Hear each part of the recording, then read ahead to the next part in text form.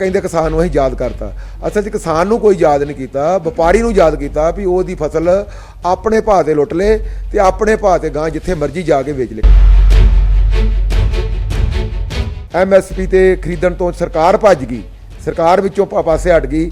ਉਸ ਤੋਂ ਬਾਅਦ ਉਹ ਜਿਹੜਾ ਵਾ ਉਹ ਆਪਣੇ ਭਾਅ ਤੇ ਚੀਜ਼ ਖਰੀਦਣਗੇ ਤੇ ਆਪਣੇ ਭਾਅ ਤੇ ਗਾੜੀ ਵੇਚਣਗੇ।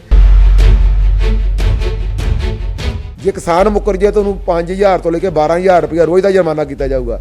ਜੇ ਕਿਤੇ ਕੰਪਨੀ ਮੁੱਕਰ ਜੇ ਉਹਦੇ ਐਗਰੀਮੈਂਟ ਕਰਕੇ ਤਾਂ ਉਹਦਾ ਕੇਸ ਸਿਰਫ ਐਸਰੀਮ ਦੇ ਪਾਸ ਦਾ ਕਿਸਾਨ ਐਸਰੀਮ ਤੋਂ ਗਾੜੀ DC ਦੇ ਪਾਸ ਦਾ, ਗਾੜੀ ਸਿਵਲ ਅਦਾਲਤ 'ਚ ਵੀ ਨਹੀਂ ਜਾ ਸਕਦਾ।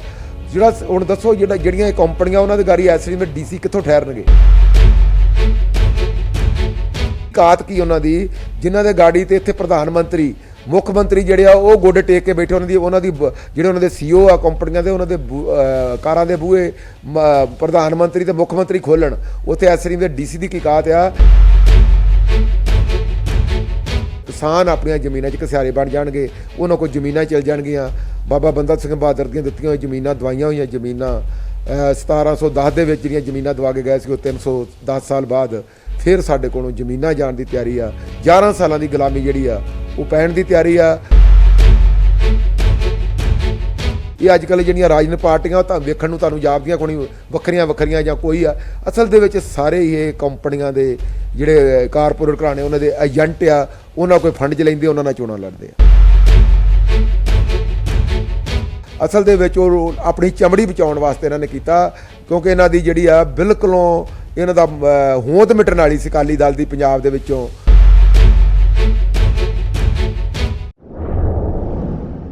ਅਕਾਲ ਚੈਨਲ ਦੇਖ ਰਹੇ ਦੇਸ਼ ਵਿਦੇਸ਼ ਦੇ ਸਾਰੇ ਦਰਸ਼ਕਾਂ ਦਾ ਨਿੱਘਾ ਸਵਾਗਤ। ਮੈਂ ਹਾਂ ਜਗਮੀਤ ਸਿੰਘ ਖੱਪਿਆਂ ਵਾਲੀ। ਜਿਵੇਂ ਤੁਹਾਨੂੰ ਪਤਾ ਹੀ ਹੈ ਕਿ ਪੰਜਾਬ ਦੀ ਕਿਸਾਨੀ ਜਾਂ ਭਾਰਤ ਦੇ ਵਿੱਚ ਕਈ ਹੋਰ ਸੂਬੇ ਵੀ ਹੈਗੇ ਜਿੱਥੋਂ ਦੀ ਕਿਸਾਨੀ ਡੁੱਬ ਰਹੀ ਹੈ।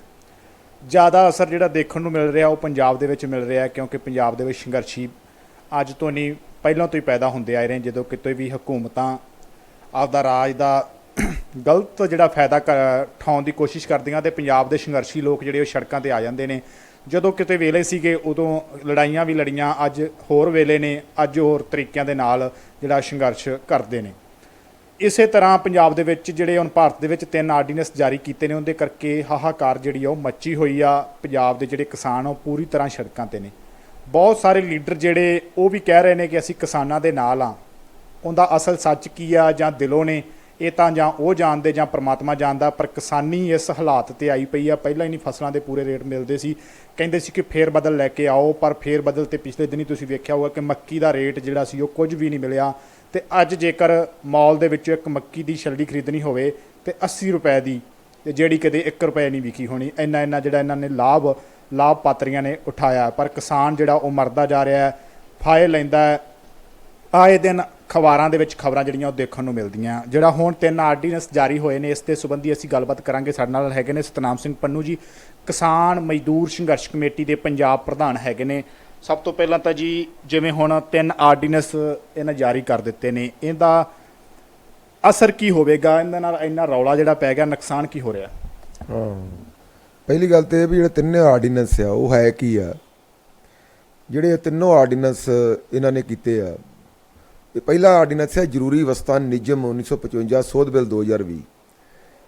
ਉਹ ਆਰਡੀਨੈਂਸ ਦੇ ਨਾਲ ਇਹਨਾਂ ਨੇ ਜਿਹੜੀਆਂ ਜ਼ਰੂਰੀ ਵਸਤਾਂ ਦਾ ਇੱਕ ਨਿਯਮ 1955 'ਚ ਬਣਿਆ ਸੀ ਵੀ ਇਹ ਤੋਂ ਵੱਧ ਕੋਈ ਸਟਾਕ ਨਹੀਂ ਕਰ ਸਕਦਾ, ਕੋਈ ਜ਼ਖੀਰੇਬਾਜ਼ੀ ਨਹੀਂ ਕਰ ਸਕਦਾ। ਹੁਣ ਇਹਨਾਂ ਨੇ ਉਹ ਜਿਹੜਾ ਸੋਧ ਬਿੱਲ 2020 ਉਹ ਸੋਧ ਕਰਤੀ ਆ। ਉਹ ਸੋਧ ਦਾ ਮਤਲਬ ਇਹ ਆ ਵੀ ਗਾਂ ਹੁਣ ਕੋਈ ਜਿੰਨਾ ਮਰਜ਼ੀ ਸਟਾਕ ਕਰ ਲੇ, ਜਿੰਨੀ ਮਰਜ਼ੀ ਜ਼ਖੀਰਾਬਾਜ਼ੀ ਕਰ ਲੇ, ਸਰਕਾਰ ਵੱਲੋਂ ਕੋਈ ਰੁਕਾਵਟ ਨਹੀਂ ਹੋਗੀ। ਅਸਲ ਦੇ ਵਿੱਚ ਉਹਨਾਂ ਕਾਰਪੋਰੇਟ ਘਰਾਣਿਆਂ ਨੂੰ, ਕੰਪਨੀਆਂ ਨੂੰ ਕਾਨੂੰਨੀ ਹੱਕ ਦੇਤਾ ਲੋਕਾਂ ਤੋਂ ਫਸਲ ਖਰੀਦਣ ਦਾ, ਆਪਣੇ ਭਾਅ ਦੇ ਉੱਤੇ ਲੁੱਟ ਕਰਨ ਦਾ ਤੇ ਖਪਤਕਾਰਾਂ ਨੂੰ ਲੁੱਟਣ ਦਾ। ਉਹ ਇਹਦੇ ਨਾਲ ਜਿਹੜੀ ਆ ਖਪਤਕਾਰਾਂ ਦੀ ਬਹੁਤ ਵੱਡੀ ਲੁੱਟ ਹੋਊਗੀ, ਕਿਉਂਕਿ ਉਹ ਜ਼ਖੀਰੇਬਾਜ਼ੀ ਕਰਨਗੇ, ਕਿਲਤ ਪੈਦਾ ਕਰਨਗੇ। ਉਦੋਂ ਵੀ ਕਿਲਤ ਪੈਦਾ ਕਰ ਲੈਂਦੇ ਰਹੇ ਜਦੋਂ ਇਹ ਕਾਨੂੰਨ ਹੈਗਾ ਸੀ, ਪਰ ਹੁਣ ਤਾਂ ਉਹਨਾਂ ਨੂੰ ਇੱਕ ਕਾਨੂੰਨੀ ਹੱਕ ਮਿਲ ਗਿਆ ਕਿਲਤ ਪੈਦਾ ਕਰਨ ਦਾ, ਆਪਣਾ ਸਟਾਕ ਜਮ੍ਹਾਂ ਕਰਨ ਦਾ। ਇਹ ਬਹੁਤ ਕਾਨੂੰਨ ਖਤਰਨਾਕ ਹੈ। ਇਸੇ ਸੇਧ ਦੇ ਵਿੱਚ ਅੱਗੇ ਜਿਹੜਾ ਕੀਤਾ ਦੂਜਾ ਆਰਡੀਨੈਂਸ ਉਹ ਹੈਗਾ ਵਣਜ ਕਿਸਾਨ ਉਪਜ ਵਣਜ ਵਪਾਰ ਆਰਡੀਨੈਂਸ 2020।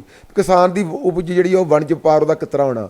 ਉਹਦਾ ਸਿੱਧਾ ਅੱਗੇ ਮੰਡੀਆਂ 1853 ਮੰਡੀਆਂ ਪੰਜਾਬ 'ਚ ਬਣੀਆਂ ਹੋਈਆਂ ਵਾ।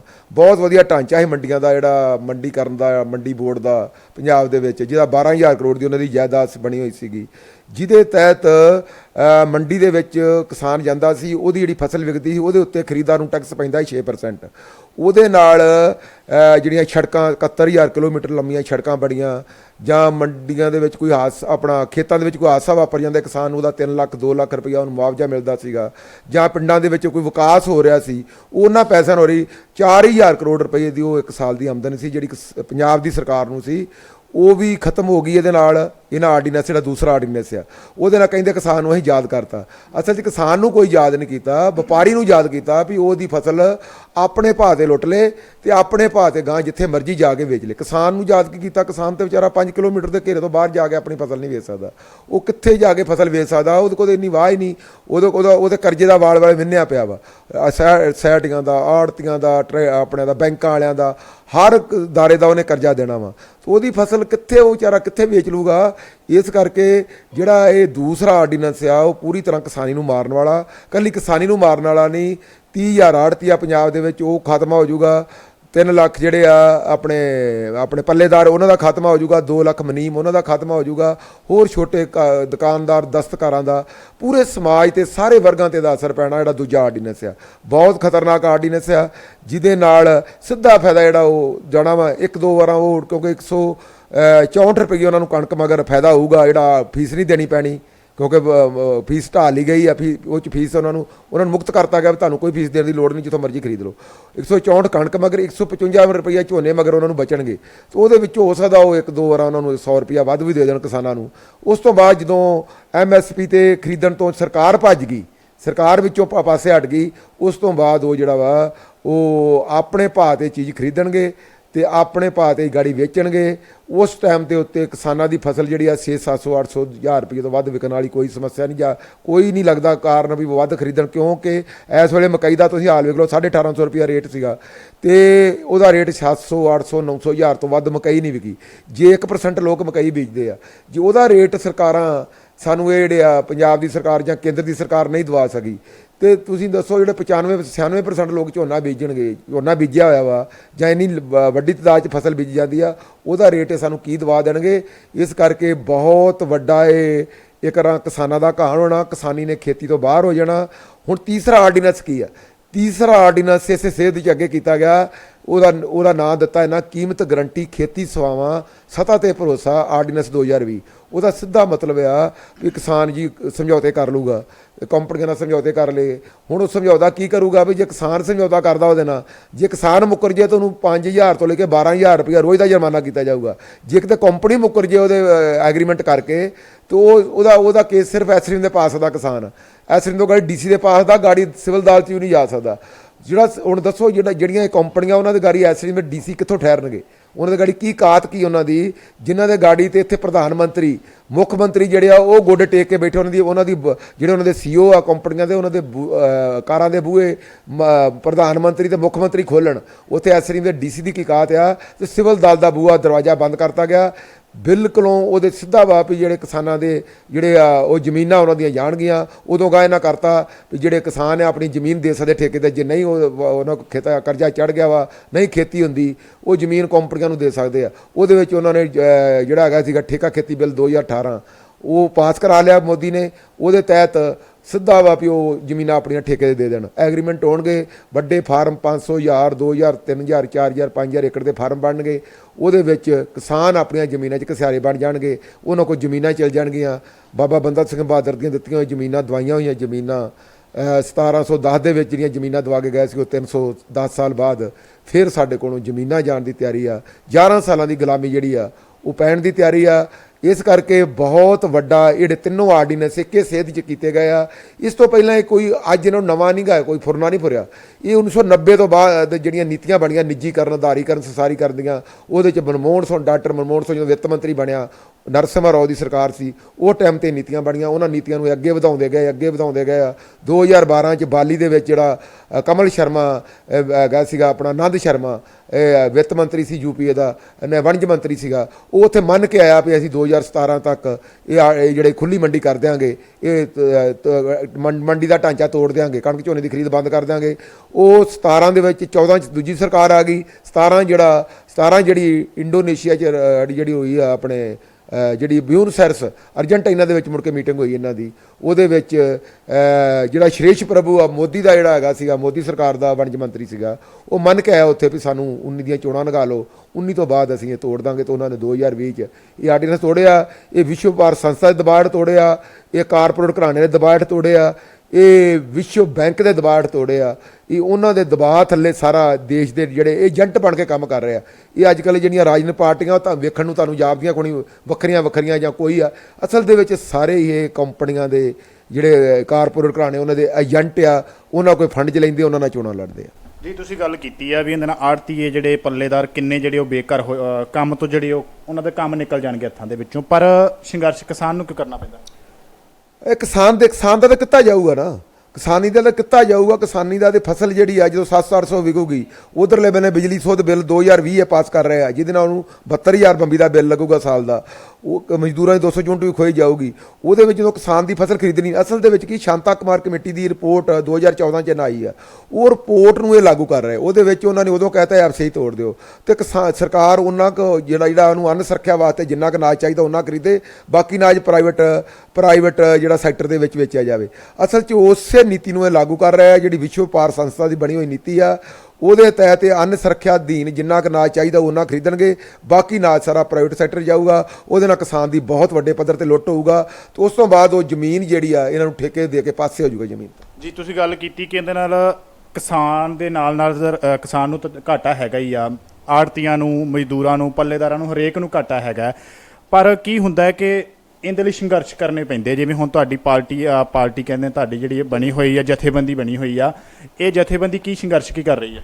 ਹਾਂ, ਅਸੀਂ ਤੇ ਜੀ 3 ਜੂਨ ਤੋਂ ਆਪਣੇ ਕਿਸਾਨ ਮਜ਼ਦੂਰ ਸੰਘਰਸ਼ ਕਮੇਟੀ ਪੰਜਾਬ ਵੱਲੋਂ ਤਾਂ ਲਗਾਤਾਰ ਹੀ 3 ਜੂਨ ਤੋਂ ਜਦੋਂ ਦੇ ਆਰਡੀਨੈਂਸ ਹੋਏ ਆ, 3 ਜੂਨ ਤੋਂ ਹੀ ਅਸੀਂ ਲਗਾਤਾਰ ਸੰਘਰਸ਼ ਦੇ ਵਿੱਚ 8 ਜੂਨ ਨੂੰ ਇਹ ਸਾਰੇ ਡੀਸੀ ਦਫ਼ਤਰਾਂ ਦੇ ਧਰਨੇ ਲਾਏ ਪੰਜਾਬ 'ਚ।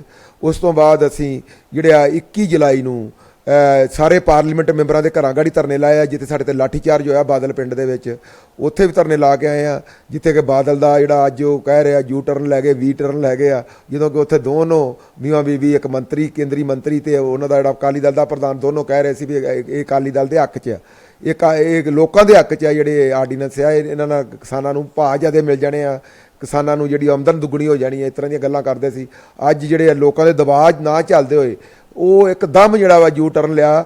ਅਸਲ ਦੇ ਵਿੱਚ ਉਹ ਆਪਣੀ ਚਮੜੀ ਬਚਾਉਣ ਵਾਸਤੇ ਇਹਨਾਂ ਨੇ ਕੀਤਾ, ਕਿਉਂਕਿ ਇਹਨਾਂ ਦੀ ਜਿਹੜੀ ਆ ਬਿਲਕੁਲੋਂ ਇਹਨਾਂ ਦਾ ਹੋਂਦ ਮਿਟਣ ਵਾਲੀ ਸੀ ਅਕਾਲੀ ਦਲ ਦੀ, ਪੰਜਾਬ ਦੇ ਵਿੱਚੋਂ ਬੇਸ ਕਿਸਾਨੀ ਦੇ ਵਿੱਚੋਂ ਇਹਨਾਂ ਦੀ ਹੋਂਦ ਮਿਟਣ ਵਾਲੀ ਸੀ। ਆਪਣੀ ਚਮੜੀ ਬਚਾਉਣ ਵਾਸਤੇ ਉਹ ਹਰਸਿਮਰਤ ਕੌਰ ਦਾ ਇਹਨਾਂ ਨੇ ਦਿੱਤਾ ਵਾ। ਉਸ ਤੋਂ ਬਾਅਦ ਅਸੀਂ ਲਗਾਤਾਰ ਜਿਹੜੇ ਆ ਜੇਲ੍ਹ ਭਰੋ ਮੋਰਚਾ 7 ਸਤੰਬਰ ਤੋਂ ਲਾਇਆ ਜੀ। 7 ਸਤੰਬਰ ਤੋਂ ਜੇਲ੍ਹ ਭਰੋ ਮੋਰਚਾ ਲਾ ਕੇ ਜੇਲ੍ਹਾਂ ਤੱਕ ਗਏ ਆ, ਜੇਲ੍ਹਾਂ ਦੇ ਬੂਹਿਆਂ ਗਾੜੀ ਵੀ ਧਰਨੇ ਲਾਏ ਆ, ਪਰ ਇਹਨਾਂ ਨੇ ਸਾਡੀ ਗ੍ਰਿਫਤਾਰੀ ਨਹੀਂ ਕੀਤੀ। ਉਸ ਤੋਂ ਬਾਅਦ 3 ਦਿਨ ਅਸੀਂ ਹਾਈਵੇ ਰੋਕੇ ਆ, ਪੁਲ ਰੋਕੇ ਆ, 3 ਦਿਨ ਲਗਾਤਾਰ ਰਾਤ ਦਿਨ ਦੇ ਧਰਨੇ ਲਾ ਕੇ ਹਰੀਕੇ ਹੈਡਵਰਕਸ, ਇਹਦੇ ਨਾਲ ਬਿਆਸ ਪੁਲ, ਪਰ ਇਹ ਜਿਹੜਾ ਟਾਂਡਾ ਪੁਲ ਆ ਬਿਆਸ ਦਾ, ਸ਼੍ਰੀ ਹਰਗੋਬਿੰਦਪੁਰ ਵਾਲਾ, ਉਹ ਤਿੰਨੋਂ ਪੁਲ ਜਿਹੜੇ ਆ 3 ਦਿਨ ਲਗਾਤਾਰ ਜਾਮ ਕੀਤੇ 14 ਤੋਂ 16 ਤੱਕ। ਹੁਣ ਸਾਡਾ ਅਗਲਾ ਪ੍ਰੋਗਰਾਮ ਰੇਲ ਰੋਕੋ ਦਾ ਵਾ, ਜਿਹੜਾ 24 ਤੋਂ ਲੈ ਕੇ 26 ਤੱਕ ਚੱਲੇਗਾ। ਉਹ ਪੂਰੇ ਪੰਜਾਬ 'ਚ ਰੇਲਾਂ ਦਾ ਚੱਕਾ ਜਾਮ ਕਰਾਂਗੇ। ਨਾਲ ਅਸੀਂ 25 ਤਰੀਕ ਨੂੰ ਜਿਹੜੀਆਂ 30 ਜਥੇਬੰਦੀਆਂ ਵੱਲੋਂ, ਕਿਸਾਨ ਮਜ਼ਦੂਰ ਜਥੇਬੰਦੀਆਂ ਵੱਲੋਂ, ਪੰਜਾਬ ਦੀਆਂ ਵੱਲੋਂ ਪੰਜਾਬ ਬੰਦ ਦਾ ਸੱਦਾ ਤੱਕ, ਉਹਦੀ ਵੀ ਅਸੀਂ ਪੁਰਜ਼ੋਰ ਪੂਰਾ ਤਰ੍ਹਾਂ ਸਮਰਥਨ ਕਰ ਰਹੇ ਹਾਂ। ਇਹਦੇ ਨਾਲ ਜਿਹੜੇ 2 ਧਰਨੇ ਲੱਗੇ ਹੋਏ, ਇੱਕ ਪਟਿਆਲੇ ਲੱਗਾ ਹੋਇਆ, ਇੱਕ ਬਾਦਲ ਪਿੰਡ ਲੱਗਾ ਹੋਇਆ ਵਾ, ਉਹਦਾ ਵੀ ਅਸੀਂ ਪੂਰਾ ਸਮਰਥਨ ਕਰਦੇ ਹਾਂ। ਉਹਦੇ 'ਚ ਅੱਜ ਸਾਡੇ ਜਿਹੜੇ ਆ ਜਥੇ ਜਿਹੜੇ 2 ਆ, ਇੱਕ ਜਥਾ ਪਟਿਆਲੇ ਗਿਆ ਹੋਇਆ ਵਾ, ਇੱਕ ਬਾਦਲ ਪਿੰਡ ਗਿਆ, ਉਹਨਾਂ ਦਾ ਸਮਰਥਨ ਕਰਨ, ਇੱਕ ਸੁਰਤਾ ਕਰਨ ਵਾਸਤੇ। ਇਸ ਤੋਂ ਇਲਾਵਾ ਅੱਜ ਪੂਰੇ ਹਰਿਆਣੇ ਦੇ ਵਿੱਚ ਜਿਹੜਾ ਵਾ ਚੱਕਾ ਜਾਮ ਕੀਤਾ ਜਾ ਰਿਹਾ, ਸੜਕਾਂ ਰੋਕੀਆਂ ਜਾ ਰਹੀਆਂ 19 ਜਥੇਬੰਦੀਆਂ ਵੱਲੋਂ, ਉਹਨਾਂ ਦਾ ਵੀ ਅਸੀਂ ਸਮਰਥਨ ਕਰ ਰਹੇ ਹਾਂ। ਅੱਜ ਸਾਡੇ ਪੰਜਾਬ ਦੇ ਵਿੱਚ ਅੰਮ੍ਰਿਤਸਰ ਦੇ ਵਿੱਚ ਬਹੁਤ ਵੱਡਾ ਇਕੱਠ ਹੋਇਆ, ਤਰਨਤਾਰਨ 'ਚ ਹੋ ਰਿਹਾ, ਫਿਰੋਜ਼ਪੁਰ 'ਚ ਇਕੱਠ ਹੋਏ ਆ, ਇਸ ਤਰ੍ਹਾਂ ਲੋਹੀਆਂ ਦੇ ਵਿੱਚ, ਜਲੰਧਰ ਦੇ ਵਿੱਚ, ਕਪੂਰਥਲੇ ਦੇ ਵਿੱਚ, ਹੁਸ਼ਿਆਰਪੁਰ 'ਚ, ਗੁਰਦਾਸਪੁਰ 'ਚ ਬਹੁਤ ਵੱਡੇ ਇਕੱਠ ਹੋਏ ਆ। ਉੱਥੇ ਰੋਸ ਮੁਜ਼ਾਹਰੇ ਕਰਕੇ ਤੇ ਮੋਦੀ ਸਰਕਾਰ ਦੇ ਪੁਤਲੇ ਫੂਕੇ ਗਏ ਆ। ਲਗਾਤਾਰ ਅਸੀਂ 24 ਤਰੀਕ ਤੋਂ ਰੇਲਾਂ ਰੋਕਾਂਗੇ। ਜੀ ਤੁਸੀਂ ਇਹ ਗੱਲ ਕੀਤੀ ਕਿ ਰੇਲਾਂ ਰੋਕਾਂਗੇ, ਪਰ ਕੀ ਹੁੰਦਾ ਹੈ ਕਿ ਜਦੋਂ ਵੀ ਕਿਤੇ ਵੀ ਵਿਪਤਾ ਬਣਦੀ ਹੈ ਪੰਜਾਬ ਦੇ ਉੱਤੇ, ਪੰਜਾਬ ਦੇ ਵਿੱਚ ਪ੍ਰਧਾਨਗੀਆਂ ਦਾ ਰੌਲਾ ਜ਼ਰੂਰ ਪੈਂਦਾ। ਹੁਣ ਜਥੇਬੰਦੀਆਂ ਜ਼ਿਆਦੀਆਂ ਹੈਗੀਆਂ, ਹਜੇ ਵੀ ਪ੍ਰਧਾਨਗੀਆਂ ਦਾ ਰੌਲਾ ਹੈਗਾ ਕਿ ਜੇ ਕਿਸਾਨਾਂ ਦੇ ਹੱਕ 'ਚ ਡਟ ਗਏ ਫਿਰ? ਹਾਂ, ਇਸੇ ਪ੍ਰਧਾਨਗੀ ਦਾ ਮੇਰੇ ਵੀਰੇ ਪ੍ਰਧਾਨਗੀ ਦਾ ਕੋਈ ਰੌਲਾ ਨਹੀਂਗਾ, ਪ੍ਰਧਾਨਗੀ ਦਾ ਰੌਲਾ ਨਹੀਂ ਹੈਗਾ। ਅਸਲ 'ਚ ਇਹ ਜਥੇਬੰਦੀਆਂ ਕਿਉਂ ਇੰਨੀਆਂ ਜ਼ਿਆਦੀਆਂ ਵਾ, ਇਹਦੀ ਜਿਹੜੀ ਆ ਪਿਛਲੇ ਬੰਨੇ ਜਦੋਂ ਅਸੀਂ ਇਹਦਾ ਪਿਛਲਾ ਦਾ ਪਿਛੋਕੜ ਵੇਖੋਗੇ, ਇਹ ਅਸਲ ਜਿੰਨੀਆਂ ਰਾਜਨੀਤਿਕ ਪਾਰਟੀਆਂ ਵਾ, ਜਿੰਨੀਆਂ ਰਾਜਨੀਤਿਕ ਪਾਰਟੀਆਂ ਬਣ ਗਈਆਂ ਉਨੀਆਂ ਹੀ ਜਥੇਬੰਦੀਆਂ ਬਣ ਗਈਆਂ।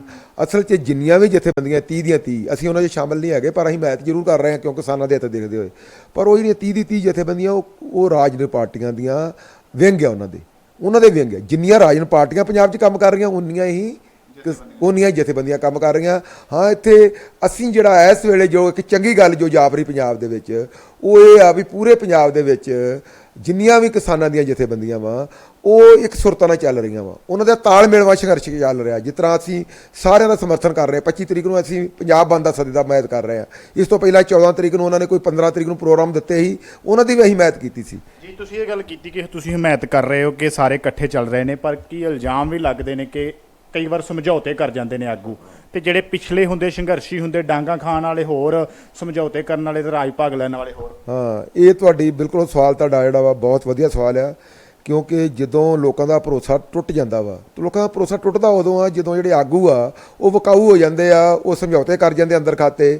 ਜਿਸ ਤਰ੍ਹਾਂ ਪੰਜਾਬ ਦੇ ਵਿੱਚ ਵਾਪਰਦਾ ਰਿਹਾ ਹੈ, ਮੈਂ ਕਿਸੇ ਦਾ ਨਾਂ ਨਹੀਂ ਲੈਣਾ, ਪੰਜਾਬ 'ਚ ਵਾਪਰਦਾ ਰਿਹਾ। ਲੋਕਾਂ ਨੂੰ ਇਹ ਇਲਮ ਹੈ ਕਿਹੜੀਆਂ ਜਥੇਬੰਦੀਆਂ, ਉਹ ਸਰਕਾਰੀ ਜਥੇਬੰਦੀਆਂ ਵਾ, ਉਹ ਸਦਾ ਹੀ ਸਰਕਾਰਾਂ ਨਾਲ ਰਲ ਜਾਂਦੀਆਂ ਰਹੀਆਂ ਤੇ ਲੋਕਾਂ ਦਾ ਭਰੋਸਾ ਟੁੱਟ ਜਾਂਦਾ ਰਿਹਾ। ਲੋਕ ਮੁੜ ਕੇ ਭਰੋਸਾ ਨਹੀਂ ਕਰਦੇ, ਆਉਂਦੇ ਇਹਨਾਂ ਦਾ ਕੀ ਹੈ ਯਾਰ, ਇਹ ਤੇ ਵਿਕਾਊ ਮਾਲ ਆ। ਅੱਜ ਵੀ ਨਹੀਂ ਭਰੋਸਾ ਕਰ ਰਹੇ, ਹਜੇ ਵੀ ਇੰਨੀ ਵੱਡੀ ਵਿਪਤਾ ਬਣਨ ਦੇ ਬਾਵਜੂਦ ਵੀ ਨਾ 20 ਤੋਂ 40% ਲੋਕ ਇਸੇ ਗੱਲ ਦਾ ਭਰੋਸਾ ਨਹੀਂ ਕਰਦੇ ਇਹਨਾਂ ਵਿਕ ਜਾਣਾ। ਹਾਂ, ਇਹ ਕਿਉਂਕਿ ਜਿਹੜੀਆਂ ਪੋਲੀਟੀਕਲ ਪਾਰਟੀਆਂ ਉਹ ਵੀ ਭ੍ਰਿਸ਼ਟ ਹੋ ਗਈਆਂ ਸਾਰੀਆਂ, ਤੇ ਜਿਹੜੇ ਉਹਨਾਂ ਦੇ ਵਿੰਗ ਉਹ ਵੀ ਭ੍ਰਿਸ਼ਟ ਹੋ ਗਏ। ਜਦੋਂ ਲੋਕਾਂ ਦਾ ਵਿਸ਼ਵਾਸ ਅੱਜ ਪੋਲੀਟੀਕਲ ਸਿਸਟਮ ਤੋਂ ਜਿਹੜਾ ਉੱਠ ਗਿਆ ਵਾ, ਤੇ ਇਹਨਾਂ ਕਿਸਾਨ ਮਜ਼ਦੂਰ ਜਥੇਬੰਦੀਆਂ ਤੋਂ ਉੱਠਿਆ ਹੋਇਆ ਵਾ। ਇਸੇ ਕਰਕੇ ਲੋਕ ਜਿਹੜੇ ਬੜੇ ਬੜੇ ਸਵਾਲ ਕਰਦੇ ਪਿੰਡਾਂ 'ਚ, ਅਸੀਂ ਆ ਗਏ ਆ ਮਾਲਵੇ ਦੇ ਪਿੰਡਾਂ 'ਚ, ਬੜੇ ਬੜੇ ਸਵਾਲ ਉੱਠੇ ਆ, ਬੜੇ ਬੜੇ ਸਵਾਲ ਕੀਤੇ ਆ। ਪਰ ਉਹਦੇ ਵਾਸਤੇ ਇੱਕ ਹੀ ਆ ਵੀ ਸਾਨੂੰ ਆਸ ਨਹੀਂ ਛੱਡਣੀ ਚਾਹੀਦੀ, ਸਾਨੂੰ ਨਿਰਾਸ਼ ਨਹੀਂ ਹੋਣਾ ਚਾਹੀਦਾ। ਸਾਨੂੰ ਆਪਣਾ ਜਿਹੜਾ ਵਾ ਆਪਣਾ ਪ੍ਰੋਗਰਾਮ ਠੀਕ ਤਰੀਕੇ ਨਾਲ ਲੋਕਾਂ 'ਚ ਖੜਨਾ ਚਾਹੀਦਾ। ਲੋਕਾਂ ਵਾਸਤੇ ਲੋਕਾਂ ਨੂੰ ਨਾਲ ਲੈ ਕੇ ਲੜਾਈ ਲੜਨੀ ਚਾਹੀਦੀ ਆ। ਜਦੋਂ ਅਸੀਂ ਲੜਾਈ ਸਹੀ ਲੜਾਂਗੇ, ਸਾਡਾ ਪ੍ਰੋਗਰਾਮ ਠੀਕ ਹੋਊਗਾ, ਸਾਡੀ ਪਹੁੰਚ ਠੀਕ ਹੋਊਗੀ, ਤੇ ਲੋਕ ਵਿਸ਼ਵਾਸ ਕਰਨਗੇ। ਇਹੋ ਜਿਹੀ ਗੱਲ ਵੀ ਨਹੀਂ ਹੈ ਵੀ ਲੋਕ ਵਿਸ਼ਵਾਸ ਨਹੀਂ ਕਰ ਰਹੇ। ਲੋਕ ਅੱਜ ਵੀ ਜੇ ਕੋਈ ਆਗੂ ਚੰਗਾ ਹੋਵੇ ਤਾਂ ਉਹਦੇ ਕਹਿਣ ਦੇ ਉੱਤੇ ਆਪਣੀਆਂ ਜਾਨਾਂ ਵਾਰਨ ਨੂੰ ਤਿਆਰ ਆ। ਹੁਣੇ ਦੇਖਦੇ ਪਏ ਸੀ ਕਿ ਕਾਂਗਰਸੀ ਵੀ ਜਿਹੜੇ ਉਹ ਗਾਂਹ ਜਾ ਕੇ ਲੋਕ ਸਭਾ ਘੇਰਨ ਨੂੰ ਫਿਰਦੇ ਨੇ ਜਾਂ ਵਿਧਾਨ ਸਭਾ ਘੇਰਨ ਨੂੰ ਫਿਰਦੇ ਨੇ, ਜਾਂ ਜਿਹੜੇ ਲੀਡਰ ਹੈਗੇ ਨੇ, ਜ਼ਿਆਦਾਤਰ ਲੀਡਰ ਜਿਹੜੇ ਉਹ ਕਿਸਾਨਾਂ ਦੇ ਹੱਕ 'ਚ ਨਿਤਰੇ ਨੇ। ਇਹਦੇ ਪਤਾ ਨਹੀਂ ਰਾਜ ਕੀ ਆ, ਜਾਂ ਦਿਲੋਂ ਨਿਤਰੇ ਜਾਂ ਕਿਸਾਨ ਨਾਲ ਜੁੜੇ ਹੋਏ ਤਾਂ ਨਿਤਰੇ ਆ। ਕੁਝ ਤਾਂ ਇਦਾਂ ਦੇ ਵੀ ਹੈਗੇ ਨੇ ਜਿਨ੍ਹਾਂ ਨਮਕ ਪੰਜਾਬ ਦਾ ਖਾਧਾ ਤੇ ਜਾ ਕੇ ਜਿਹੜਾ ਹੱਕ ਉਹ ਦਿੱਲੀ ਦਾ ਪੂਰਿਆ। ਜਿਹੜੀਆਂ ਪੋਲੀਟੀਕਲ ਪਾਰਟੀਆਂ ਦੀ ਅਵਸਥਾ ਵਾ ਨਾ, ਅੱਜ ਪੋਲੀਟੀਕਲ ਪਾਰਟੀਆਂ ਜਿਸ ਤਰ੍ਹਾਂ ਮੈਂ ਪਹਿਲਾਂ ਵੀ ਕਹਿ ਰਿਹਾ ਵੀ ਇਹ ਕਾਰਪੋਰੇਟਾਂ ਦੇ ਘਰਾਣਿਆਂ ਦੇ ਏਜੰਟ ਦੇ ਤੌਰ ਤੇ ਕੰਮ ਕਰ ਰਹੇ ਆ। ਇਹਨਾਂ ਦੇ ਸਾਰੇ ਹੀ ਇਹਨਾਂ ਕਾਰਪੋਰੇਟ ਘਰਾਣਿਆਂ ਦੇ ਜਿਹੜੇ ਆ ਉਹਨਾਂ ਤੋਂ ਇਹ ਫੰਡ 'ਚ ਲੈਂਦੇ ਆ, ਉਹਨਾਂ ਦੀਆਂ ਨੀਤੀਆਂ ਨੂੰ ਲਾਗੂ ਕਰਦੇ ਆ, ਉਹਨਾਂ ਨੂੰ ਫਾਇਦੇ ਪਹੁੰਚਾਉਂਦੇ ਆ। ਅਸਲ 'ਚ ਇਹ ਨੀਤੀ ਕਰਕੇ ਹੀ ਆ, ਭਾਵੇਂ ਉਹ ਯੂਪੀ ਦੀ ਸਰਕਾਰ ਰਹੀ ਆ, ਮਨਮੋਹਨ ਸਿੰਘ ਦੀ ਰਹੀ ਆ, ਚਾਹੇ ਉਹ ਤੋਂ ਪਹਿਲਾਂ ਰਹੀਆਂ ਵਾ, ਚਾਹੇ ਹੁਣ ਆਪਣੇ 6 ਸਾਲ 6.5 ਸਾਲ ਇਹਨੂੰ ਹੋ ਗਏ, ਮੋਦੀ ਸਾਹਿਬ ਨੂੰ ਹੋ ਗਏ ਆ। ਅਸਲ ਨੀਤੀ 'ਚ ਕੋਈ ਫਰਕ ਨਹੀਂ। ਨੀਤੀ ਉਹ ਨਿੱਜੀਕਰਨ ਦੀ ਚੱਲ ਰਹੀ ਆ, ਸੰਸਾਰੀਕਰਨ ਧਾਰੀਕਰਨ ਦੀ ਚੱਲ ਰਹੀ, ਪ੍ਰਾਈਵੇਟਲਾਈਜੇਸ਼ਨ ਦੀ ਚੱਲ ਰਹੀ ਆ। ਨੀਤੀ ਦੇ ਉੱਤੇ ਕੋਈ ਇਹਨਾਂ ਦੇ ਅੰਤਰ ਨਹੀਂ। ਜਿਹੜੇ ਹੁਣ ਕਹਿ ਰਹੇ ਆ, ਜਿਸ ਤਰ੍ਹਾਂ ਹੁਣ ਬਾਦਲ ਜਿਹੜੇ ਅਕਾਲੀ ਦਲ ਬਾਦਲ ਆ, ਜਿਹੜਾ ਕਿ ਜਦੋਂ ਕਸ਼ਮੀਰ ਵਾਲਾ ਮੁੱਦਾ ਸੀ ਉਦੋਂ ਵੀ ਇਹਨੇ ਉਹਨਾਂ ਦੇ ਹੱਕ 'ਚ ਵੋਟ ਪਾਈ, ਜਿਹੜਾ ਹੈਗਾ ਸੀਗਾ ਨਾਗਰਿਕਤਾ ਸੋਧ ਬਿੱਲ ਸੀ ਉਹਦੇ ਵੀ ਹੱਕ 'ਚ ਵੋਟ ਪਾਈ। ਜਦੋਂ ਕਿ ਵੱਧ ਘਰਾਂ ਦੀ ਗੱਲ ਕਿੱਥੇ ਗਈ, ਜਿਹੜਾ ਅਕਾਲੀ ਦਲ ਤੇ ਵੱਧ ਘਰਾਂ ਦੇ ਮੋਰਚੇ ਲਾਉਂਦਾ ਰਿਹਾ। 1973 ਦਾ ਮਤਾ ਵੱਧ ਘਰਾਂ ਦੀ ਮੰਗ ਕਰਦਾ ਵੀ ਚਾਰ ਮਹਿਕਮੇ ਸੈਂਟਰ ਆਪਣੇ ਕੋਲ ਰੱਖ ਲਏ, ਬਾਕੀ ਸਾਰੀ ਜਿਹੜੀ ਆ ਪਾਵਰ ਉਹ ਰਾਜਾਂ ਨੂੰ ਦਿੱਤੀ ਜਾਵੇ, ਤੇ ਚਾਹੀਦੀ ਵੀ ਆ। ਸਾਡੀ ਵੀ ਇਹ ਮੰਗ ਆ ਵੀ ਰਾਜਾਂ ਨੂੰ ਵੱਧ ਅਧਿਕਾਰ ਮਿਲਣੇ ਚਾਹੀਦੇ ਆ। ਪਰ ਜਦੋਂ ਕਸ਼ਮੀਰ ਤੋਂ ਮਿਲੇ ਹੋਏ ਅਧਿਕਾਰ ਵੀ ਖੋਲੇ, 370 ਧਾਰਾ ਤੋੜਤੀ ਗਈ ਤੇ 35 ਇਹ ਤੋੜਤੀ ਗਈ। ਅਕਾਲੀ ਦਲ ਮੋਦੀ ਸਰਕਾਰ ਦੇ ਨਾਲ ਖੜਾ ਵਾ। ਜਦੋਂ ਮੁੜ ਕੇ ਨਾਗਰਿਕਤਾ ਸੋਧ ਬਿੱਲ ਆਉਂਦਾ ਉਦੋਂ ਵੀ ਨਾਲ ਖੜਾ ਵਾ। ਜਦੋਂ NPR NRC ਆਉਂਦੀ ਆ ਉਦੋਂ ਵੀ ਨਾਲ ਖੜਾ ਵਾ। ਉਸ ਤੋਂ ਬਾਅਦ ਭਾਸ਼ਾਵਾਂ ਦੀ ਗੱਲ ਆ ਗਈ ਆ, ਉਦੋਂ ਵੀ ਨਾਲ ਖੜਾ ਵਾ। ਰੇਲਵੇ ਵੇਚਤੀ ਉਦੋਂ ਵੀ ਨਾਲ ਖੜਾ, ਕੋਲੇ ਦੀਆਂ ਖਾਣਾ ਵੇਚਤੀਆਂ ਤਾਂ ਵੀ ਨਾਲ ਖੜਾ। ਜਦੋਂ ਆਰਡੀਨੈਂਸ ਹੋ ਗਏ ਤਿੰਨੇ ਖੇਤੀ ਦੇ, ਬਿਜਲੀ ਸੋਧ ਬਿੱਲ 2020 ਲੈ ਆਂਦਾ ਅਗਲੇ ਮੋਦੀ ਸਰਕਾਰ ਨੇ, ਉਦੋਂ ਵੀ ਅਕਾਲੀ ਦਲ ਨਾਲ ਖੜਾ। 3 ਮਹੀਨੇ ਬਾਅਦ ਜੇ ਅੱਜ ਇਹਨਾਂ ਯੂ ਟਰਨ ਲਿਆ ਵਾ ਤਾਂ ਉਹ ਲੋਕਾਂ ਦੇ ਦਬਾਅ ਥੱਲੇ ਲਿਆ ਵਾ। ਇਹ ਲੋਕਾਂ ਦੇ ਕੋਈ ਨਹੀਂ ਹੈਗੇ। ਅਜੇ ਵੀ ਯੂਪੀ ਦਾ ਹਿੱਸਾ ਵਾ, ਅਜੇ ਵੀ ਇਹ ਯੂਪੀ ਦਾ ਹਿੱਸਾ, ਤਾਂ ਇਹ ਪਲਾਸ ਕੇ ਅਜੇ ਵੀ ਉੱਥੇ ਜਾ ਸਕਦੇ ਆ। ਇਹਨਾਂ ਦੀ ਅਸਲ 'ਚ ਲੋਕਾਂ ਨਾਲ ਕੋਈ ਵੀ ਨੇੜਤਾ ਨਹੀਂ ਹੈਗੀ। ਇਹਨਾਂ ਦੀ ਇਹਨਾਂ ਦੀ ਸਿਰਫ ਵੋਟਾਂ ਤੱਕ ਨੇੜਤਾ ਵੀ ਵੋਟਾਂ ਕਿਸੇ ਤਰੀਕੇ ਨਾਲ ਝੂਠ ਮਾਰ ਕੇ ਲੈ ਲਓ, ਲੋਕਾਂ ਨੂੰ ਆਪਣੇ ਫਿਰਕਿਆਂ ਦੇ 'ਚ ਵੰਡ ਕੇ ਲੈ ਲਓ, ਧੜੇਬੰਦੀ 'ਚ ਵੰਡ ਕੇ ਲੈ ਲਓ, ਜਾਤਾਂ ਦੇ ਨਾਂ 'ਤੇ ਲੈ ਲਓ, ਧਰਮ ਦੇ ਨਾਂ 'ਤੇ ਲੈ ਲਓ। ਜੋ ਮੋਦੀ ਸਾਹਿਬ ਕਰ ਰਹੇ ਆ ਉਹੋ ਹੀ ਸਾਰੀਆਂ ਪਾਰਟੀਆਂ ਕੋਈ ਨਾ ਕੋਈ ਕਰ ਰਹੀਆਂ। ਜਿਸ ਤਰ੍ਹਾਂ ਜਿਹੜਾ ਵਾ ਉਹਦਾ ਏਜੰਡਾ ਜਿਹੜਾ ਵਾ ਉਹ ਆਪਣਾ ਜਿਹੜਾ ਫਿਰਕੂ ਵਿਵਾਦ ਦਾ ਜਿਹੜਾ ਏਜੰਡਾ ਵਾ, ਫਿਰਕਾ ਪ੍ਰਸਤੀ ਦਾ ਮੋਦੀ ਦਾ ਜਿਹੜਾ ਏਜੰਡਾ ਉਹ ਸਾਹਮਣੇ ਦਿਸ ਰਿਹਾ, RSS ਦਾ ਏਜੰਡਾ ਵਾ। ਇੱਧਰਲੇ ਜਿਹੜਾ ਇਹਨਾਂ ਦਾ ਕਾਂਗਰਸ ਆ ਉਹਦਾ ਸੌਫਟ ਏਜੰਡਾ ਵਾ। ਕਾਂਗਰਸ ਦਾ ਤੇ ਮੋਦੀ ਦਾ ਕੋਈ ਫਰਕ ਨਹੀਂ ਹੈਗਾ। ਜਿਸ ਤਰ੍ਹਾਂ ਹੁਣ ਇੱਥੇ ਕੈਪਟਨ ਜਿਹੜਾ ਕਾਂਗਰਸ ਸਰਕਾਰ ਆ ਉਹ ਆਪਣੀ ਚਮੜੀ ਬਚਾਉਣ ਵਾਸਤੇ ਇੱਥੇ ਮਤਾ ਪਾਸ ਕਰਤਾ ਉਹਦੇ ਵਿਰੋਧ ਦੇ ਵਿੱਚ, ਪਰ ਹੋਇਆ ਕੀ ਆ, ਖੁਲਾਸਾ ਕੀ ਹੁੰਦਾ ਵਾ ਵੀ ਜਿਹੜੇ ਤਿੰਨੇ ਆਰਡੀਨੈਂਸ ਸੀ ਜਦੋਂ ਇਹਦੀ ਕਮੇਟੀ ਬਣੀ ਪਿਛਲੇ ਸਾਲ 2019 ਦੇ ਅਗਸਤ ਦੇ ਜੁਲਾਈ ਦੇ ਵਿੱਚ, ਉਹ ਤੋਂ ਜਿਹੜੀ ਹਾਈ ਪਾਵਰ ਕਮੇਟੀ ਬਣੀ ਆ ਉਹਦੇ 'ਚ ਕੈਪਟਨ ਸਾਹਿਬ ਉਹਦੇ 'ਚ ਮੈਂਬਰ ਸੀਗੇ, ਉਹਦੇ 'ਚ ਮੀਟਿੰਗਾਂ ਜਾਂਦੇ ਰਹੇ, ਉੱਥੇ ਸਹਿਮਤੀ ਦੇ ਕੇ ਆਏ ਹੋਏ ਆ। ਇੱਧਰ ਮਤਾ ਪਾਸ ਕਰ ਰਹੇ ਆ ਵੀ ਇਹ ਰੱਦ ਹੋਣੇ ਚਾਹੀਦੇ ਆ ਜਾਂ ਇਹਨਾਂ ਨੂੰ ਅਸੀਂ ਰੱਦ ਕਰਦੇ ਆ। ਪਰ ਜਦੋਂ ਰੱਦ ਵੀ ਕਰਤੇ ਅਸੈਂਬਲੀ ਦੇ ਵਿੱਚ, ਉਸ ਤੋਂ ਬਾਅਦ ਜਿਹੜੀ ਚਿੱਠੀ ਲਿਖੀ ਗਈ ਆ ਜਾਂ ਉਹਦੀ ਨਕਲ ਭੇਜੀ ਗਈ ਆ ਮਤੇ ਦੀ ਕੇਂਦਰ ਸਰਕਾਰ ਨੂੰ, ਉਹਦੇ ਵਿੱਚ ਇਹ ਲਿਖਤਾ ਗਿਆ ਵਾ ਵੀ ਇਹਦੀ ਨਜ਼ਰਸਾਨੀ ਕੀਤੀ ਜਾਵੇ, ਇਹਦਾ ਜਿਹੜਾ ਵਾ ਕਿਸਾਨਾਂ ਦੀ ਤਸੱਲੀ ਕਰਾਤੀ ਜਾਵੇ। ਮਤੇ ਦੀ ਕਾਪੀ ਜਿਹੜੀ ਸਹੀ ਮੈਨੇ ਜੋ ਪਾਸ ਕੀਤਾ ਉਹ ਭੇਜੀ ਨਹੀਂ ਗਈ, ਉਹ ਜ਼ਬਾਨੀ ਮਤਾ ਪਾਸ ਕੀਤਾ ਵਾ, ਲਿਖਤ ਕੋਈ ਹੋਰ ਭੇਜੀ ਗਈ ਆ। ਇੱਥੋਂ ਸਭ ਕੁਝ ਸ਼ੰਕੇ ਜ਼ਾਹਰ ਹੋ ਰਹੇ ਆ ਵੀ ਇਹਨਾਂ ਦੀ ਨੀਤੀ ਜਿਹੜੀ ਉਹ ਨਿੱਜੀਕਰਨ ਦੇ, ਕੰਪਨੀਆਂ ਦੇ ਕੱਟ ਤੇ ਜੋ ਲੋਕਾਂ ਦੇ ਦਬਾਅ ਵੱਧਦੇ ਦੇ ਕਰਕੇ ਹੁਣ ਆਪਣੇ ਆਪ ਨੂੰ ਇਹ ਜਿਹੜਾ ਵਾ ਮਗਰਮੱਛ ਦੇ ਜੂ ਕਾਂਗਰਸ ਵੀ ਆ ਰਹੀ ਆ, ਅਕਾਲੀ ਦਲ ਵੀ ਆ ਰਿਹਾ ਤੇ ਹੋਰ ਆਮ ਆਦਮੀ ਪਾਰਟੀ ਵੀ ਆ ਰਹੀ ਆ, ਦੂਜੇ ਵੀ ਆ ਰਹੇ ਆ। ਅਸਲ 'ਚ ਇਹਨਾਂ ਨਾਲ ਕਿਸਾਨਾਂ ਨਾਲ ਕਿਸੇ ਕਿਸਮ ਦੀ ਨੇੜਤਾ ਨਹੀਂ। ਕਿਸਾਨੀ ਕਿਤੇ ਨੂੰ ਇਹ ਸਾਰੇ ਬਰਬਾਦ ਕਰਨ ਵਾਲੇ ਆ, ਨੀਤੀਆਂ ਇਹਨਾਂ ਨੇ ਬਣਾਈਆਂ ਹੋਈਆਂ ਵਾ। ਹੁਣ ਹੋਰ ਗੱਲ ਤੁਸੀਂ ਦੇਖੋ ਵੀ 2017 ਦੇ ਵਿੱਚ ਇਹ, ਕਿਉਂਕਿ 2017 'ਚ ਜਦੋਂ ਮੋਦੀ ਦੀ ਸਰਕਾਰ ਆਈ ਆ, 2014 ਚ ਆਈ ਆ, ਉਹਨਾਂ ਨੇ ਉਦੋਂ ਹੀ 20 ਜਿਹੜੇ ਸੂਬੇ ਆ ਉਹਨਾਂ 'ਚ ਉਹਨਾਂ ਦੇ APMC ਐਕਟ ਹੀ ਜਿਹੜੇ ਖੇਤੀ ਉਤਪਾਦਨ ਮਾਰਕ ਕਮੇਟੀ ਐਕਟ ਬਦਲਤੇ।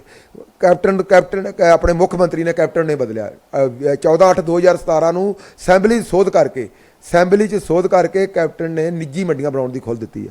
ਉਸੇ ਸੇਧ 'ਚ ਆਰਡੀਨੈਂਸ ਆਏ। ਤੁਸੀਂ ਕਿਹਾ ਵੀ ਉਹ ਯੂ ਟਰਨ ਲੈ ਕੇ ਕਿਤੇ ਤਾਂ ਨਹੀਂ, ਯੂ ਟਰਨ ਤੋਂ ਟਰਨ ਲੈ ਕੇ ਫਿਰ ਉੱਥੇ ਘੁੰਮੀ ਜਾਣਗੇ। ਹਾਂ, ਇਹ ਵੀ ਹੋ ਸਕਦਾ। ਇਹਨਾਂ ਦਾ ਕੋਈ ਵੀ ਇਤਬਾਰ ਨਹੀਂ ਆ। ਇਹਨਾਂ ਤੋਂ ਲੋਕਾਂ ਨੂੰ ਕੋਈ ਆਸ ਨਹੀਂ ਰੱਖ। ਅਸੀਂ ਤਾਂ ਇੱਥੋਂ ਤੱਕ ਕਹਿੰਦੇ ਆ ਵੀ ਜਿਹੜੇ ਪੰਜਾਬ ਦੇ ਲੋਕ ਆ ਜਾਂ ਹਿੰਦੁਸਤਾਨ ਦੇ ਲੋਕ ਆ ਉਹਨਾਂ ਨੂੰ ਰਾਜਨੀਤਿਕ ਪਾਰਟੀਆਂ ਤੋਂ ਕਿਸੇ ਕਿਸਮ ਦੀ ਆਸ ਰੱਖਣੀ ਨਹੀਂ ਚਾਹੀਦੀ। ਜੇਕਰ ਮੰਨ ਲਓ, ਬਾਕੀ ਕਹਿੰਦੇ ਵੀ ਸੰਘਰਸ਼ ਜਦੋਂ ਲੱਗਦਾ ਜਾਂ ਸੰਘਰਸ਼ ਹੁੰਦਾ ਹੈ ਉਦੋਂ ਸਾਰਾ ਕੁਝ ਹੀ ਹੋ ਜਾਂਦਾ, ਹੱਲ ਹੋਣ ਦਾ ਹੁੰਦਾ ਹੀ ਆ। ਕਿਉਂਕਿ ਜਦੋਂ ਸੰਘਰਸ਼ ਲੜਿਆ ਕਿਤੇ ਯੋਧਿਆਂ ਨੇ ਲੜਿਆ ਵੀ ਉਹਨਾਂ ਵੀ ਜਿਹੜੀਆਂ ਜੰਗਾਂ ਜਿੱਤੀਆਂ ਹੋਈਆਂ, ਮੰਨ ਲਓ ਹੁਣ ਸੰਘਰਸ਼ ਹੋ ਰਿਹਾ, ਪਰ 1% ਫਿਰ ਵੀ ਮੰਨ ਲਓ ਜੇਕਰ ਇਹ ਆਰਡੀਨੈਂਸ ਜਿਹੜਾ ਲਾਗੂ ਹੋ ਜਾਂਦਾ ਤੇ ਕੀ ਹੋਵੇਗਾ? ਹਾਂ, ਆਰਡੀਨੈਂਸ ਦੇਖੋ ਮੋਦੀ ਨੇ ਪੰਜਾਬ ਦੇ ਵਿੱਚ ਇੰਨਾ ਮਤਲਬ ਭਾਰੀ ਵਿਰੋਧ ਦੇ ਬਾਵਜੂਦ ਦੇਸ਼ ਦੇ ਵਿੱਚ ਵੀ ਹੋ ਰਿਹਾ, ਹਰਿਆਣੇ 'ਚ ਹੋ ਰਿਹਾ, ਫਿਰ ਵੀ ਜਿਹੜੇ ਆ ਲੋਕ ਸਭਾ 'ਚ ਪਾਸ ਕਰਾ ਲਏ। ਅੱਜ ਰਾਜ ਸਭਾ 'ਚ ਰੱਖ ਰਹੇ ਆ, ਅੱਜ ਰਾਜ ਸਭਾ 'ਚ ਪਾਸ ਕਰਾਉਣਗੇ। ਇਹਦਾ ਮਤਲਬ ਵੀ ਉਹ ਲੋਕਾਂ ਦੇ ਵਿਰੋਧ ਨੂੰ ਕੁਝ ਨਹੀਂ ਜਾਣ ਰਹੇ, ਪਰ ਜਿਹੜਾ ਉਹਨਾਂ ਦੇ ਉੱਤੇ ਜਿਹੜਾ ਉਹ ਦਬਾਅ ਆ ਕਾਰਪੋਰੇਟ ਘਰਾਣਿਆਂ ਦਾ, ਉਹ ਤੋਂ ਕਿਤੇ ਵੱਡਾ ਦਿਸ ਰਿਹਾ। ਲੋਕਾਂ ਦਾ ਵਿਰੋਧ ਉਹਨਾਂ ਨੂੰ ਨਿੱਕਾ ਦਿਸ ਰਿਹਾ ਹਾਲ ਦੀ ਘੜੀ। ਪਰ ਅਸੀਂ ਇਹਨੂੰ ਕਹਿੰਦੇ ਆ, ਮੋਦੀ ਸਰਕਾਰ ਨੂੰ ਤਾੜਨਾ ਕਰਦੇ ਆ ਵੀ ਇਹ ਜਿਹੜਾ ਲੋਕਾਂ ਦਾ ਵਿਰੋਧ ਆ ਚੱਲਿਆ ਨਹੀਂ ਜਾਣਾ। ਪੰਜਾਬ ਦਾ ਇਤਿਹਾਸ ਆ, ਦੇਸ਼ ਦੇ ਲੋਕਾਂ ਦਾ ਇਤਿਹਾਸ ਆਪਣੇ ਆਪ ਨੂੰ ਦੁਹਰਾਊਗਾ। ਅਸੀਂ ਆਪਣਾ ਅੰਦੋਲਨ ਤੇਜ਼ ਕਰਾਂਗੇ, ਉਹਨਾਂ ਤੇਜ਼ ਕਰੀ ਚੱਲਾਂਗੇ ਜਿੰਨੀ ਲੋੜ ਹੋਊਗੀ, ਪੈਰ ਦਰ ਪੈਰ ਤੇਜ਼ ਕਰੀ, ਜਿਸ ਤਰ੍ਹਾਂ ਕਰੀ ਜਾ ਰਹੇ ਇਸ ਤਰ੍ਹਾਂ ਤੇਜ਼ ਤੇ ਤੇਜ਼ ਕਰਾਂਗੇ। ਸਾਨੂੰ ਕੱਲ੍ਹ ਨੂੰ 11 ਟਰੈਕਟਰ ਟਰਾਲੀਆਂ ਲੈ ਕੇ ਦਿੱਲੀ ਵੱਲ ਕੂਚ ਕਰਨਾ ਪਿਆ ਉਹ ਵੀ ਕਰਾਂਗੇ। ਆਖਰ ਤੱਕ ਸੰਘਰਸ਼ ਲੜਨਾ, ਜੋ ਵੀ ਕੁਰਬਾਨੀ ਕਰਨੀ ਪਈ, ਜਿਸ ਤਰ੍ਹਾਂ ਦੀ ਕੁਰਬਾਨੀ ਕਰਨੀ ਪਈ, ਲਹੂ ਡੋਲਣਾ ਪਿਆ, ਕਿਸੇ ਤਰੀਕੇ ਦਾ ਵੀ ਵੱਧ ਤੋਂ ਵੱਧ ਜੋ ਵੀ ਸਾਨੂੰ ਆਪਣੇ ਕੋਈ ਨੁਕਸਾਨ ਕਰਾਉਣਾ ਪੈਣਾ, ਅਸੀਂ ਉਹ ਨੁਕਸਾਨ ਕਰਾਵਾਂਗੇ। ਪਰ ਆਰਡੀਨੈਂਸ ਲਾਗੂ ਪੰਜਾਬ 'ਚ ਨਹੀਂ ਹੋਣ ਦਿਆਂਗੇ, ਕਿਸੇ ਕੀਮਤ ਤੇ ਨਹੀਂ ਹੋਣ ਦਿਆਂਗੇ। ਲਹੂ ਵੀ ਦੋ ਤਰ੍ਹਾਂ ਦਾ ਹੁੰਦਾ ਨਾ, ਇੱਕ ਤਾਂ ਹੁੰਦਾ ਸ਼ਹੀਦੀਆਂ ਦੇ ਕੇ, ਇੱਕ ਹੁੰਦਾ ਸਰਿੰਜਾਂ ਭਰ ਕੇ, ਜਿਹੜਾ ਪਿੱਛੇ ਰਿਵਾਜ ਵੀ ਚੱਲੇ ਸੀ। ਇੱਥੇ ਤੇ ਮੇਰੇ ਵੀਰ ਤਲੀ ਤੇ ਰੱਖ ਕੇ ਆਉਣਾ। ਗੁਰੂ ਸਾਹਿਬ ਨੇ ਕਿਹਾ ਜਿਨ ਕੋ ਪ੍ਰੇਮ ਖਿਲਣ ਕਾ ਚਾਓ, ਸਿਰ ਤਰ ਤਲੀ ਗਲੀ ਮੇਰੀ ਆਓ, ਇਸ ਮਾਰਗ ਪੈਰ ਤਰੀਜੇ, ਸਿਰ ਦੀਜੇ ਤੇ ਫਿਰ ਕਾਣ ਨਾ ਕੀਜੇ। ਇੱਥੇ ਤੇ ਤਲੀ ਤੇ ਰੱਖ ਕੇ ਆਉਣਾ ਪਊ। ਜਦੋਂ ਤਲੀ ਤੇ ਰੱਖ ਕੇ ਆਉਂਦੇ ਆ ਨਾ ਲੋਕ, ਤੇ ਫਿਰ ਉਹ ਜਿਹੜਾ ਵਾ ਖੂਨ ਡੋਲਦੇ ਆ, ਖੂਨ ਦੇ ਇਹਨਾਂ ਨੂੰ ਮੋਦੀ ਸਰਕਾਰ ਨੂੰ ਖੂਨ ਦਾ ਦਰਿਆ ਪਾਰ ਕਰਕੇ ਆਰਡੀਨੈਂਸ ਜਾਰੀ ਕਰਨੇ, ਲਾਗੂ ਕਰਨੇ। ਜਿਹੜੇ ਕਿਸਾਨ ਹਜੇ ਵੀ ਚੁੱਪ ਹੈਗੇ ਨੇ ਜਾਂ ਸਿਆਸੀ ਦਬਾਅ ਕਹਿ ਲਓ, ਕਈ ਤਰ੍ਹਾਂ ਦੇ ਭਾਜਪਾ ਨਾਲ ਮਿਲੇ ਜੁਲੇ ਹੋਏ ਨੇ ਜਾਂ ਕੰਮ ਲੈਣੇ ਹੁੰਦੇ, ਕੋਈ ਕਹਿੰਦਾ ਮੇਰੀ ਧੀ ਨੇ ਨੌਕਰੀ ਲੱਗਣਾ, ਮੈਂ ਨਹੀਂ ਜਾਣਾ ਉੱਥੇ, ਕਿ ਮੇਰੀ ਧੀ ਦੀ ਨੌਕਰੀ ਨਾ ਖੁੱਸ ਜੇ, ਕੋਈ ਕਹਿੰਦਾ ਮੇਰੇ ਮੁੰਡੇ ਨੇ ਇੰਨੀ ਪੜ੍ਹਾਈ ਕਰ ਲਈ ਕਿਤੇ ਉਹਦੀ ਨੌਕਰੀ ਨਾ ਖੁੱਸ ਜੇ। ਤੁਹਾਨੂੰ ਕੀ ਲੱਗਦਾ ਵੀ ਉਹਨਾਂ ਨੂੰ ਕਿਵੇਂ ਇਕੱਠੇ ਹੋਣਾ ਚਾਹੀਦਾ? ਹਾਂ, ਇਹ ਰਹਿੰਦਾ ਵਾ, ਸਦਾ ਰਹਿੰਦਾ ਵਾ। ਇਹ ਲੋਕਾਂ ਦੇ ਵੇਖੋ ਬਹੁਤ ਵੱਡੀ ਕਿਸਾਨੀ ਅੱਜ ਵੀ ਬਾਹਰ ਬੈਠੀ ਆ, 99% ਕਿਸਾਨੀ ਬਾਹਰ ਆ।